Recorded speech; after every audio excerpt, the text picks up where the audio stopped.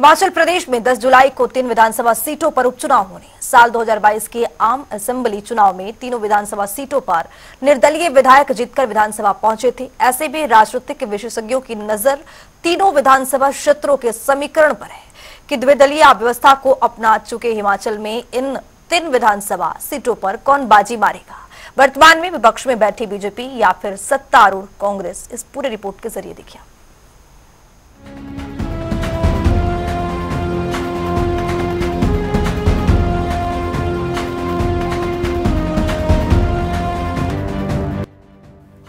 हिमाचल उपचुनाव का सजा रण। 3 सीटों पर उपचुनाव। बीजेपी को आशा, कांग्रेस में आत्मविश्वास। किसके बीच मुकाबला, कितने मतदाता, किस सीट से कौन आजमा रहा है किस्मत। हिमाचल प्रदेश में देहरा, हमीरपुर और नालागढ़ विधानसभा सीटों पर उपचुनाव होना है। इन 3 सीटों पर निर्दलीय विधायकों के इस्तीफे के बाद ये सीटें खाली थी। इन विधायकों ने फरवरी में हुए राज्यसभा चुनाव में बीजेपी के उम्मीदवार को वोट किया और बाद में वो पार्टी में शामिल हो गए। ऐसे में उनकी विधानसभा की सदस्यता रद्द कर दी गई थी और इसी कड़ी में ये उपचुनाव हो रहे हैं। असल में फरवरी में देहरा से विधायक होशियार सिंह ने इस्तीफा दिया था, तो हमीरपुर आशीष शर्मा और नालागढ़ से केएल ठाकुर ने इस्तीफा दिया था। हिमाचल प्रदेश में बीजेपी को उम्मीद है कि वो लोकसभा चुनाव के बाद विधानसभा चुनाव में भी जीत हासिल करेंगे और तीनों सीटों पर जीत का परचम लहराएंगे। वहीं कांग्रेस तीनों सीटों पर अपनी जीत का दावा कर रही है। हिमाचल प्रदेश की 3 विधानसभा सीटों पर निर्दलीय विधायकों के इस्तीफे की वजह से उपचुनाव यहां पर होने हैं। दरअसल 2022 के विधानसभा चुनाव में देहरा, नालागढ़ और हमीरपुर सीटों पर निर्दलीय विधायक विजयी हुए थे।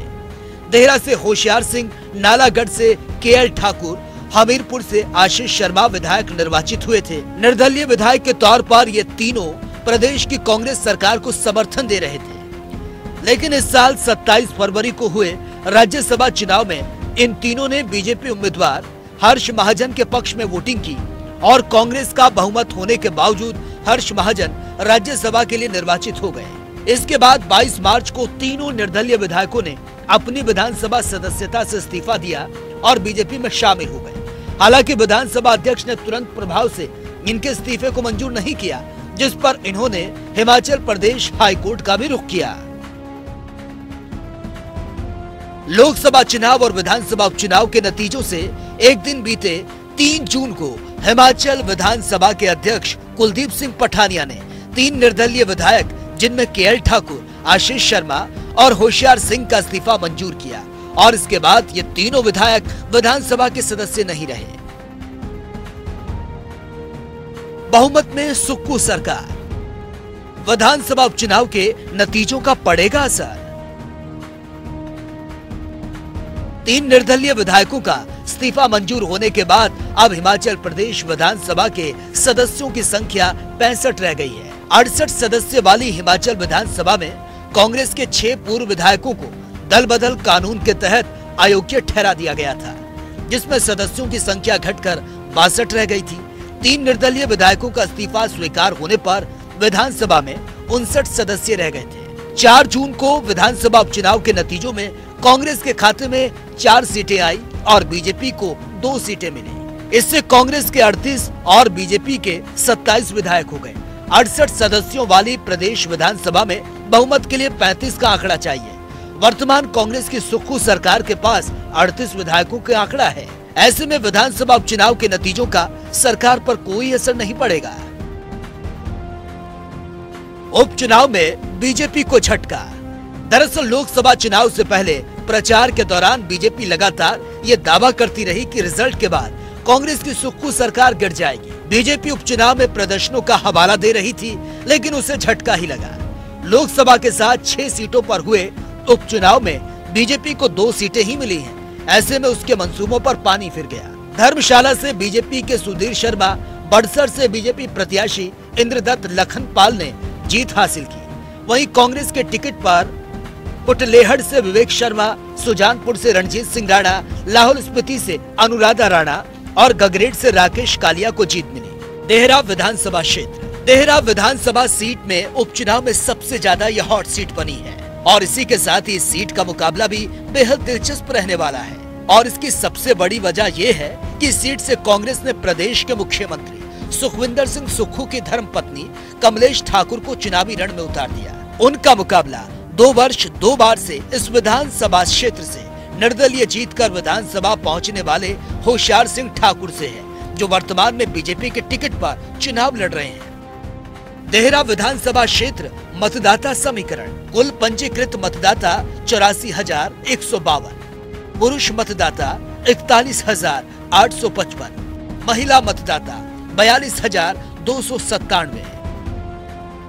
देहरा का जातीय समीकरण: 2011 के सेंसेक्स के मुताबिक देहरा विधानसभा क्षेत्र में अनुसूचित जाति के लगभग 24% और अनुसूचित जनजाति के 0.8% मतदाता हैं। सामान्य वर्ग के मतदाताओं की संख्या लगभग 74% से अधिक मानी जा रही है।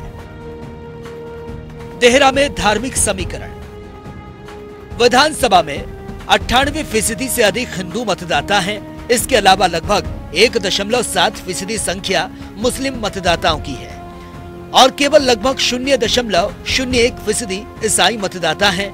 विधानसभा क्षेत्र की लगभग 94% से अधिक जनसंख्या ग्रामीण प्रवेश की है, वहीं 5% से अधिक जनसंख्या शहर में रहती है। हमीरपुर विधानसभा क्षेत्र: हमीरपुर विधानसभा क्षेत्र में 3 प्रत्याशी चुनावी मैदान में हैं। यहाँ पर मुख्य मुकाबला बीजेपी और कांग्रेस के बीच है। हमीरपुर से बीजेपी के आशीष शर्मा, कांग्रेस पार्टी के डॉक्टर पुष्पिंदर वर्मा चुनावी मैदान में हैं। साल 2017 में भी कांग्रेस के डॉक्टर पुष्पेंद्र वर्मा और बीजेपी के आशीष शर्मा आमने सामने थे। हालांकि अब आशीष शर्मा ने निर्दलीय प्रत्याशी के तौर पर चुनाव लड़ा था। साल 2017 में नरेंद्र ठाकुर बीजेपी के प्रत्याशी थे, जिन्हें हार का सामना करना पड़ा। हमीरपुर विधानसभा क्षेत्र मतदाता समीकरण: कुल पंजीकृत मतदाता 73,644, पुरुष मतदाता 36,594, महिला मतदाता 37,050। हमीरपुर का जातीय समीकरण: 2011 के सेंसेक्स के मुताबिक हमीरपुर विधानसभा क्षेत्र में अनुसूचित जाति के लगभग 22% से अधिक और अनुसूचित जनजाति के लगभग 1.02% मतदाता है। सामान्य वर्ग के मतदाताओं की संख्या लगभग 76% से ज्यादा है। हमीरपुर में धार्मिक समीकरण: विधानसभा में 98% से अधिक हिंदू मतदाता हैं। इसके अलावा लगभग 1.5% संख्या मुस्लिम मतदाता और केवल लगभग 0.01% ईसाई मतदाता हैं। नालागढ़ विधानसभा क्षेत्र: नालागढ़ विधानसभा क्षेत्र के उपचुनाव में कुल 5 प्रत्याशी चुनावी मैदान में हैं। ये मुख्य मुकाबला बीजेपी और कांग्रेस पार्टी के बीच है। हरप्रीत सिंह सैनी यहाँ चुनाव लड़कर इस रण को दिलचस्प बनाने का काम कर रहे हैं।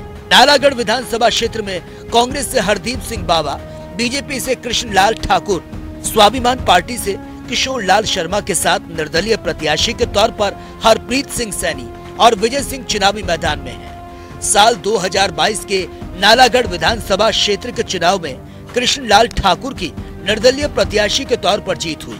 कृष्णलाल ठाकुर ने 33,427 वोट हासिल किए। बीजेपी के लखविंदर सिंह राणा को 17,273 और कांग्रेस के हरदीप सिंह बाबा को 20,163 वोट हासिल हुए। ऐसे में कुल 75,101 वोट में से 44.51% वोट हासिल कर कृष्णलाल ठाकुर ने जीत हासिल की थी। अब नालागढ़ विधानसभा क्षेत्र में एक बार फिर से चुनावी रण सज चुका है और मुकाबला एक बार फिर से त्रिकोणीय हो गया। नालागढ़ विधानसभा क्षेत्र मतदाता समीकरण: कुल पंजीकृत मतदाता 92,737, पुरुष मतदाता 48,013, महिला मतदाता 44,721।